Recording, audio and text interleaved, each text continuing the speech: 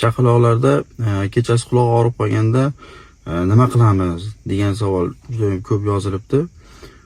Bu holatda ko'p onalar og'riq qoldiruvchi berishga qo'rqadi, sababi temperatura tushirib yuboradi deb o'ylashadi yoki dozalashni bilishmaydi.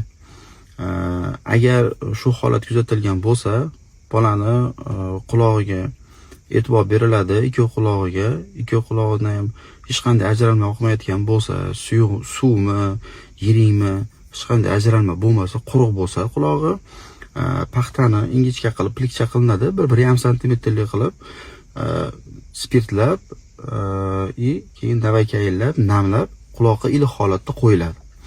10-15 minut turgandan keyin olib tashlanadi-da, yana xuddi shunday qilib spirtlab, namlab, keyin navaykayinga botirib namlab, yana iliq holatda quloqqa qo'yib qo'yiladi.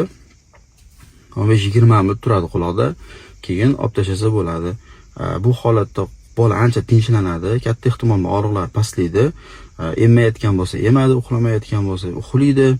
Keyin imkon tug'ilishi bilan o'sha lor vrachiga olib borib ko'rsatish kerak bo'ladi.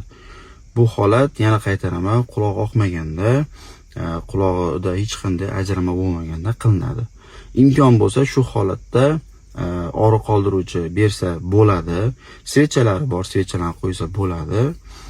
Faqat o'sha dozasiga qarab, yoshiga qarab, o'sha oyligi, kuniga qarab qilsa bo'ladi.